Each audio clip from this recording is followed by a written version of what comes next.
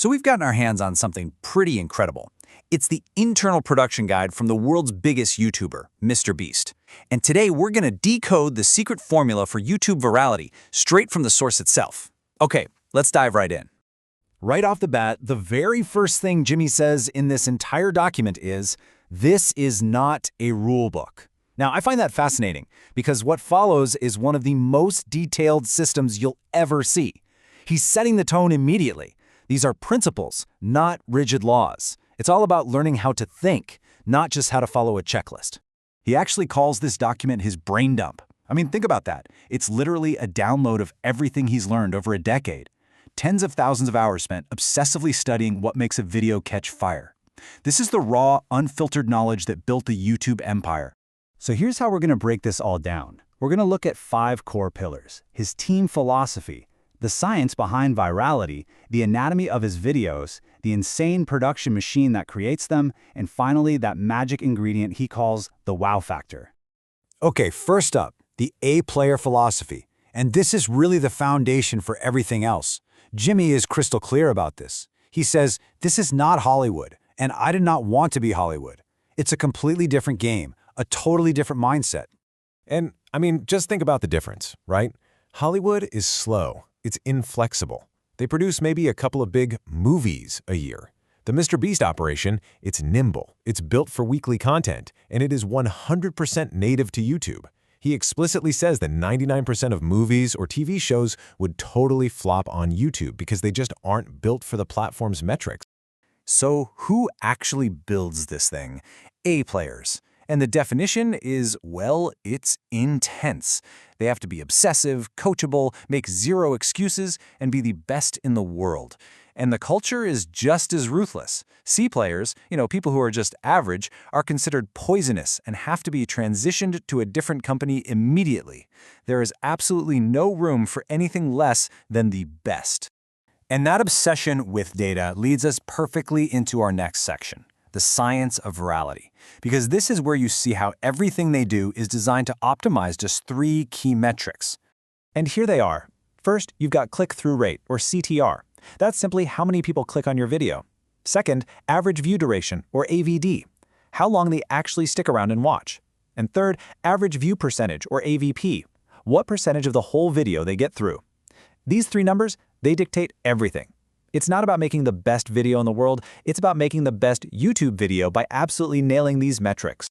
Just look at the power an idea has on CTR. It's incredible. I spent 50 hours in my front yard. Okay, that's kind of boring. But I survived 50 hours in ketchup? That's 100 times more viral. It's the same amount of effort, but a totally different result. Same with the title. I don't like bananas. It's just, an opinion. Bananas are the worst food on earth? Now that's a fight. It's extreme, and extreme gets clicks. Okay, so you've earned the click. Now what? That brings us to our third section, the anatomy of a viral video. How do you keep people watching? Well, it's all about mastering average view duration. Take a look at this blue line. It basically represents the attention span of millions of people.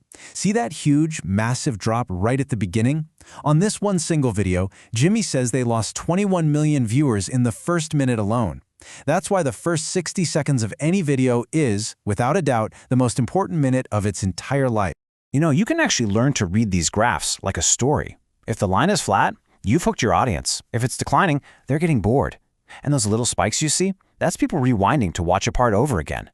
Honestly, every creator on Earth should know how to read this data. And this is exactly why they structure their videos to fight that drop-off. The average MrBeast video is about 13 minutes long, and it follows a pretty clear formula. That first minute is the all-important hook. Then, at the 3-minute mark, bam, they hit you with a re-engagement, some huge spectacle. They do it again at 6 minutes. It's only in the back half, once you're totally invested, that they might slow down for some explanations. So how in the world do they actually pull these massive videos off week after week? That brings us to section 4, the production machine, and what Jimmy calls the cheat codes for flawless execution.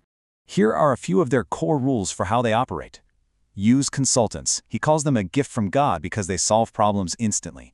Video everything to keep the whole team on the same page. Push through no, because the first rejection is just the start of the negotiation. Own your mistakes. They're not a fireable offense, they're an investment in your learning. and check in daily on the critical parts, leaving zero room for error. This is probably my favorite example from the entire playbook. It perfectly shows one of their core principles. Creativity saves money. A $20,000 prize? It's fine, but it's kind of boring. But a year's supply of Doritos? That's hilarious, it's memorable, and it costs less than $2,000. It's a better prize, and it saves over 90% of the budget. That's a no-brainer. All right, let's put what we've learned to the test. Here are 2 retention graphs for 2 videos of almost the exact same length. One got 45 million views, the other 120 million. Based on everything we just talked about, which one is the blockbuster? If you guessed the bottom one, you are absolutely right. It got triple the views. And the only reason? People watched it for, on average, just 1 minute and 38 seconds longer. It's a direct, undeniable link. Better retention means massively more views. The YouTube algorithm sees people are loving it, and it just pushes it out to more and more people. But it's not all about the data. And that leads us to our final section, the untrackable wow factor. This is that subjective, almost magical element that separates good content from truly legendary content. So what is the wow factor? It's anything that no one else on YouTube can possibly do. And often, it's inefficient. It's totally illogical from a data perspective. The example he gives is lifting an entire house with a crane just for a 10-second shot. Did it have to be a crane? Of course not. But the sheer spectacle of it builds the brand and separates them from literally everyone else. So where do these wow ideas even come from? He talks about your information diet, what you consume, the shows, the games, the books. That's the fuel for your creative engine. You can't be inspired by things you don't even know exist. So a curated, diverse information diet is absolutely essential. And this philosophy extends to everything, even sponsorships. The rule is simple. Brand deals are content. They can't just be some boring, scripted readout that craters your attention graph. No way. They have to be integrated and entertaining in their own right. Otherwise, you're just killing the very video you worked so hard to make. So to recap the whole playbook, it all starts with a team of obsessed A players. Then, you engineer every single decision for click-through rate and average view duration. You structure the video itself with hooks to maximize retention. You use production cheat codes to make it all happen. And finally, you inject that untrackable wow factor that no one else can replicate. This playbook is just an incredible look at the intersection of data, obsession, and pure creativity.